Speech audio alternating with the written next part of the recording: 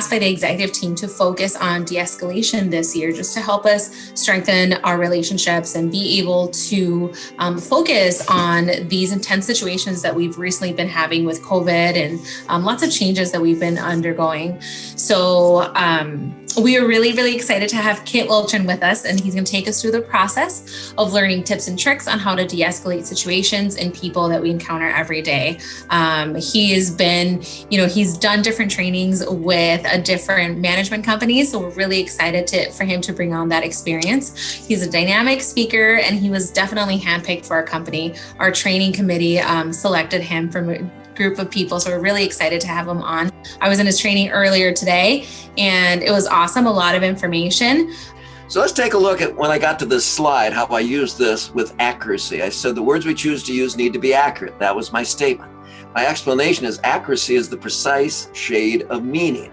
Then I gave you some examples. Are you happy? Are you thrilled? Are you worried? Are you concerned? What are you? Then I reinforced that with Dr. Robin Lakoff did a study, asked men and women how many feelings and emotions they have. Men listed an average of 8, women 14. I think we can be a little bit more accurate. Now look how magical this is. Listener retention is about 25%. We make a statement, explain it, give an example, restate it. It locks down retention. But listening interpretation is also only about 25%. So if we make a statement, provide a unique explanation and unique examples and restate it, we also lock down interpretation. So go to the next page of your handout. We all have 4 intentions in our life: to get things done, to get them done right, to get along and get appreciation.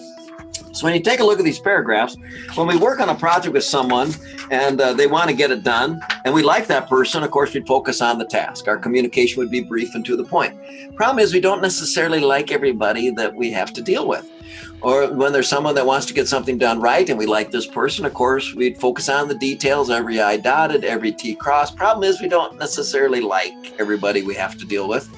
When someone wants to get along with you and you like this person, of course, you'd engage in friendly chit chat, considerate communications. But unfortunately, we don't necessarily like everybody we have to deal with, and sometimes we avoid them. And then when there's someone that wants to get appreciation for what they're doing and we like this person, of course, we'll recognize their contributions with words of gratitude and do it enthusiastically. But sometimes we have to work with people or deal with people that we don't like, and sometimes we bite our tongue. So what happens when those intentions aren't fulfilled?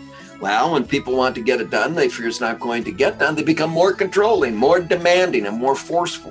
And then when people want to get it done right, they fear it's going to be done wrong, they become more perfectionistic, pointing out potential flaws, potential errors.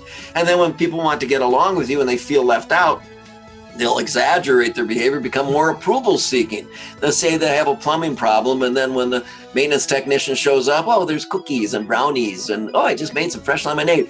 Trying to win the relationship because they're starving to feel that kind of approval. And there might be someone that wants to get appreciation. They've been a great tenant, they paid their rent, they've taken good care of the property, they're a good neighbor, and maybe we haven't, mentioned that to them lately. Well, all of a sudden they quit paying rent to get some attention around here, or they throw an adult temper tantrum, or else they just go silent, and then maybe they, decide to move. So we want to make sure we recognize what those intentions are, and then we can unlock the conversation that we have with them. In 2014, Kit was inducted into the Minnesota Speakers Association Hall of Fame. He has delivered more than 3,500 speeches and seminars to more than 500,000 people over the past 29 years. And I personally can attest to some of Kit's speaking skills. We have hired him a couple times here through the Western Nebraska Human Resource Management Association, and he's spoken at our conference, I think, 2 or 3 different times now. So I fully attest to Kit. I hope you guys have a wonderful time, really enjoy, and take a lot home from this message. I am going to turn my video off so you just get to see Kit's beautiful face throughout this presentation. So other than that, I will turn it over to Kit. Thank you. Thank you, Audrey. Thank you for that flattering introduction. My goodness, after an introduction like that, I can't wait to hear what I'm going to say. A couple of things I'd like to clarify in the introduction. I did begin public speaking at the age of 9, and that was not out of desire. That was out of necessity. You see, when I grew up on that hog and dairy farm in southern Minnesota, I was the youngest of 4 sons, no sisters. And I grew up in a position-centered family. Not a person-centered family where everyone would have an equal say or an equal vote.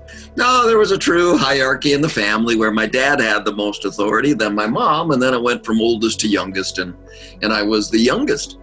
So what would happen around the dining room table is my dad would say something, then my mom would say something, then Cabot, Kelly, Corey, and then they change the subject. And I've always had a terrible time getting into the conversation. But in 4-H, I could get up in front of a club once a month and give a 5 or 10 minute speech without interruption, and, well, really haven't stopped since. And that's the type of information I want to share with you today. Information that will work if you put it to work. Information, frankly, that's backed up from here to next week with research you can trust. The information I'm going to share with you today, it's not something that came to me in a dream in the middle of the night.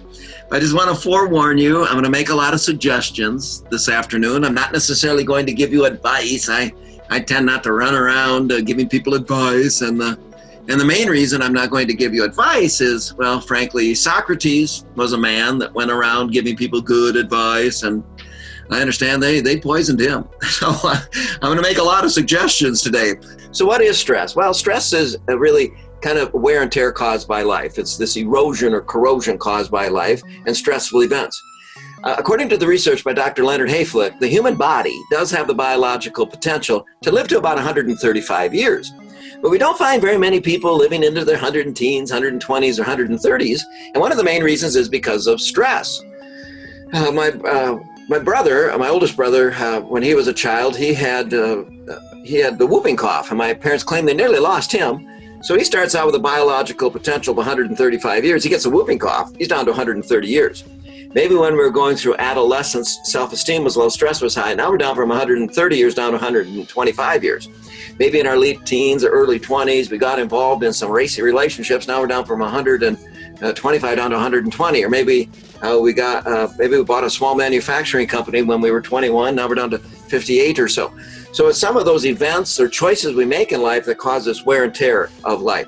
It's a physical state and it's a psychological state. Physical state, we get tired. Psychological state, we tend to worry. And the sad thing about worrying is the mind has a hard time telling the difference between what is real or what is well imagined. So when you worry about whether or not you put enough money aside to retire comfortably, even though you're not retiring right now, it kicks us into a stress response.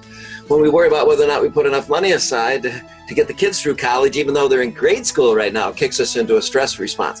The mind has a hard time telling the difference between what is real or what is well imagined. So we want to make sure we keep this in mind. According to the Nightingale Foundation, about 40% of what we worry about never happens. About 30% of what we worry about already has happened. We just haven't accepted it. We haven't taken that big old dose of acceptance yet. About 12% of what we worry about are needless healthcare concerns, and about 10% of what we worry about is considered petty. That's the day we don't like how our hair looks. Isn't that funny? That's the day we get the most compliments about our hair. Oh, I really like your hair like that. Really, I thought about shaving it all off before I came to work. No, I like it. Crazy. So it leaves a whopping 8%. About 8% of what we worry about, wow, we should be worried about. The problem is trying to figure out what 8% that is. Now, Mark Twain used to put it this way. Imagine 10 troubles rolling down the road at you like tires. Can you imagine that? 10 troubles rolling down the road at you like tires. Probably 9 will roll in the ditch before they ever get to you. We tend to worry about a lot of things that simply never happens. The problem is the mind has a hard time telling the difference between what is real or what is well imagined. Get out of the rut of routine you find yourself in. Wait a minute, Welch, you said get organized. Now you're saying get out of the rut of routine you find yourself in. I'm sure if you had a stay-at-home order, you probably went for walks in the evening in your neighborhood. I just ask you to go the other way around. It's amazing what you'll see in your neighbors' backyards. The other thing is, it's pretty easy for me, is I tend to wolf down 1 box of cereal a week. So this week I'm eating something called Fruit Loops. I love Fruit Loops. And then last week I was eating Frosted Flakes, which were fantastic. 3 weeks ago I was eating Basic 4, which kind of tastes like silage. And then about a month ago, I had a box of cereal that was almond nut clusters, had a squirrel on the box, and I kind of wonder if it wasn't for squirrels, because it took about a week for the roof of my mouth to heal. That was pretty coarse stuff. But that's how I kind of live it up a little bit. Take a different route home from work every once in a while and go, look at that, another Quick Trip. Wow, another Holiday Station, another Casey's, woo, But just make some minor adjustments and get out of the rut of routine you find yourself in. So what controls our time? Well, 40% of the stress we feel is caused by poor time management, and we have to identify what are those tasks or activities in which we have total control, what are those tasks and activities in which we have some control. Now, tasks or activities in which we have total control are very few. What we eat, I've never accidentally eaten anything, and I'm sure you haven't either. Whether we exercise or not, everyone asks when you're going to lunch. No one ever asks when you're going to go exercise.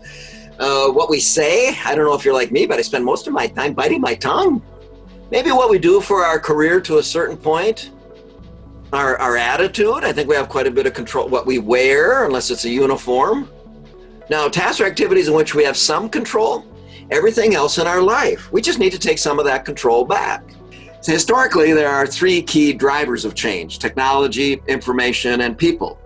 Now, let's throw in a pandemic. So change is first, and then transition takes a little bit longer. And when we talk about transition, there's actually 4 stages. Transition starts with an ending. Problem is, we really don't like endings. It was really nice 6 months ago when I came to work and I was completely competent and completely confident. Now that's been adjusted and modified.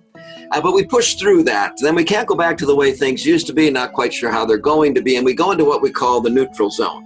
The neutral zone is kind of like nighttime between yesterday and tomorrow. Quite a bit of anxiety and a lot of hand-wringing during this stage.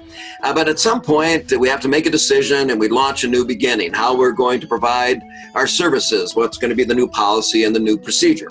But through those 3 stages, I also want to make sure you take care of yourself, because if you don't take care of yourself, it's going to be very difficult taking care of others. Some people make a big deal out of little things. I had a mentor in the 80s that used to call this pole vaulting over mouse turds. You better make sure you stake your career on the most important issues and not the petty issues, but really make sure you realize what's most valuable use of your time. Psychologically disengaging from your work, it's kind of the self-talk where we say to ourselves, I have to do this, I must do this, I should do this. Not very motivating. I get to, I want to, I look forward to. Changes our attitude, changes our actions. Some people avoid new challenges, but I tell you what, change is a full contact sport. You got to get in the game to develop the skills you need to be successful in your career. Also want you to exceed internal, external customers' expectations. See yourself as a service center. What do your customers do? How do you fit in their picture? What are your customers' needs? And what is it that would please them, delight them? And how can you contribute to their success? When I was in manufacturing in the 80s, I used to listen to a tape series called Lead the Field by Earl Nightingale. And on my way to work, I would listen to this one segment of the tape that said this: if you would spend just 20 minutes a day thinking about how you could serve your customer better, you will lead the field. And wouldn't that be great if we just thought about that for 20 minutes? How could we serve our customer better? Visitors stopping by, stand up, don't sit down. Tends to cut the conversations in half. Telephone calls do the very same thing. Ask what's the point questions. How can I help you? What exactly is it that you need before I hang up? Will there be anything else? Mail and email, you have the 4 Ds. Do it right away. If it's 2 minutes or less, delete it. See if they meant it. Delegate it to somebody else. See if they'll do it, or you can defer it and send back an email or let them know I will work on that Friday afternoon between 1 and 3. So do it, delete it, delegate it, or defer it, but let people know when you're going to finish it. This is bottom line. In 1 minute, I can change my attitude. In that minute, change my entire day. I don't know, maybe your entire life. And if I was an actor, I get paid to play a role. Guess what? At work, we get paid to play a role. I've just given you some of your lines, some of your stage directions. Now all you need to do is play your part.